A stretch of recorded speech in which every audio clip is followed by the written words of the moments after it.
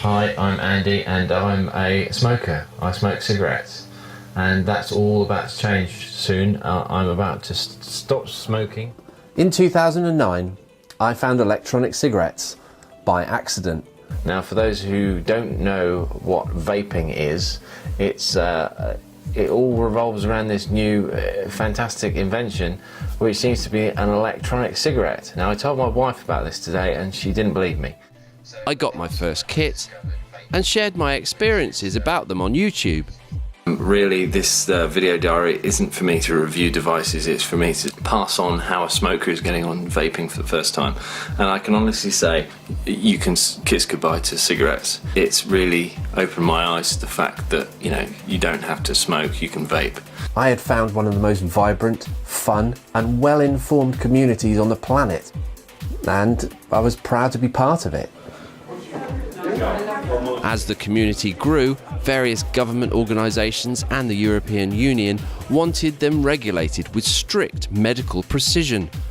Which would make them unattractive, ineffective and expensive. The right way to regulate e-cigarettes is as consumer products. It's ridiculous to regulate them as medicines. They're not medicines, not in common sense and not in law. They're not used for treatment, and the people selling them aren't selling healthcare products. People don't get excited about medicines, they just don't. When did you last hear of somebody organising a patch fest to celebrate the NRT patch? It just doesn't happen. But Vape Fest is going to happen for the 4th year running this August. We're anticipating there'll be about 3,000 or 4,000 people attending. Vapers united and fought against this ill-conceived legal framework.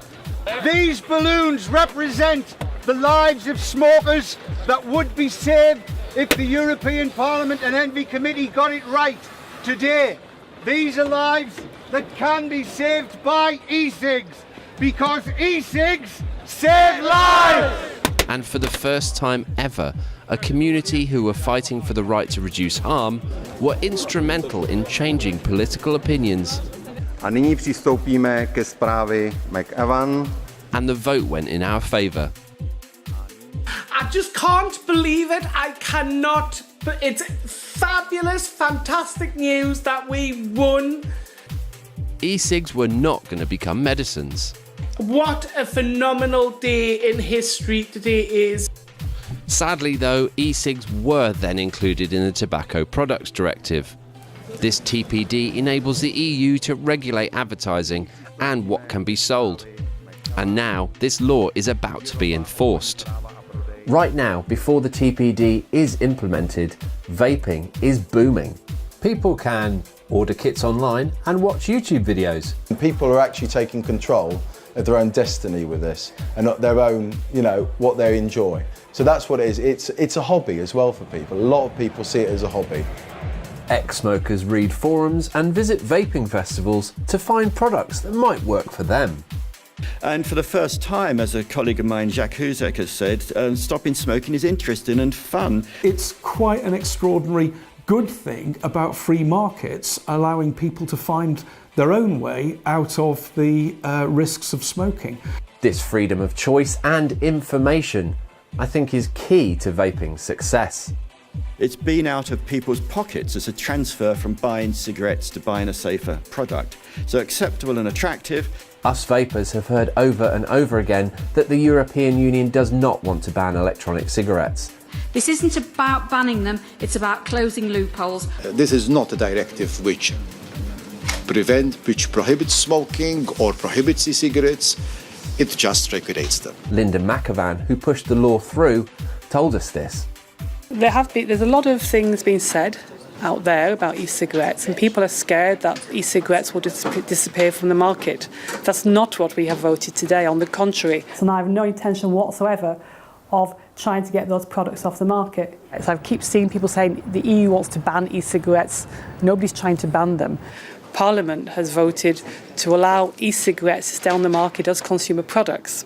None of those governments are saying that this means that the products won't be on the market. In terms of the consumer, the person buying e-cigarettes, most people won't see much change. In November 2015, a popular vaping forum published a leaked proposal of the TPD's advertising restrictions on e-cigs. What this document states, if accurate, would absolutely mean the end of vaping as we know it. Restrictions on advertising, types of advertising. Every company website, blog and video review on YouTube would be illegal. Any meeting or discussion would be classed as a product promotion. Whiteout.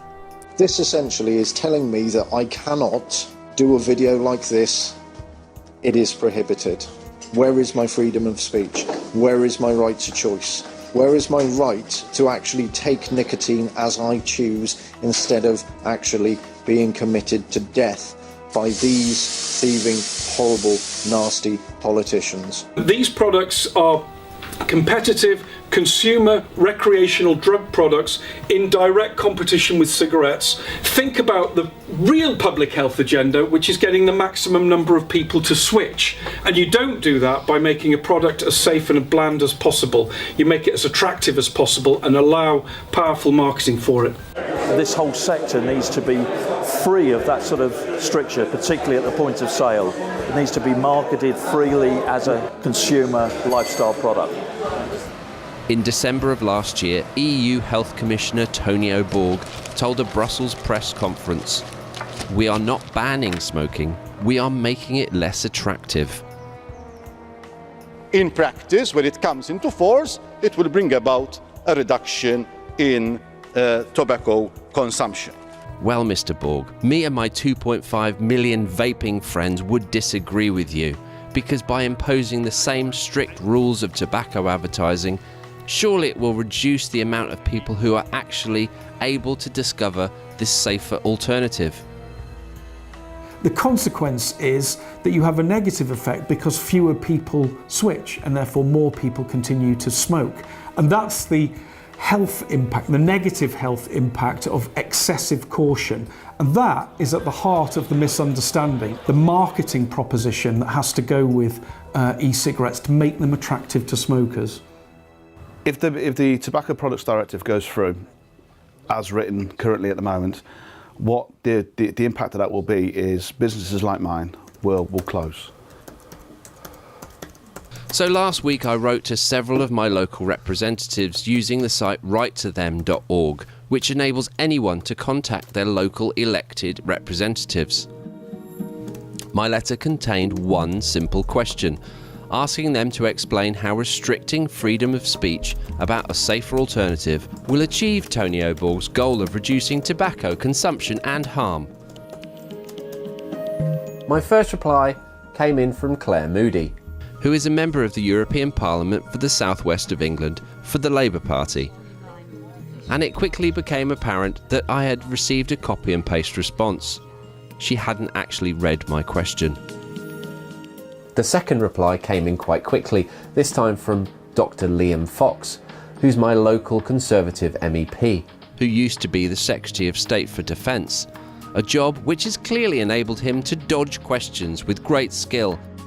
Because once again my question went unanswered about the social media and advertising blackout that is about to squash vaping. To be fair, Liam and I have got previous. When I wrote to him 5 years ago about the MHRA's proposal to medicinally regulate vaping, I got a handwritten note from the Houses of Parliament. The Minister's reply: it is not encouraging. Back in 2009, I never wanted to quit smoking, but I had found vaping on YouTube. I ordered a kit from a website and have not smoked a cigarette since.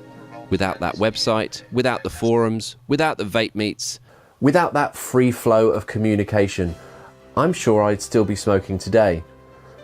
And from my research into the TPD, that's what it looks like it was designed to do.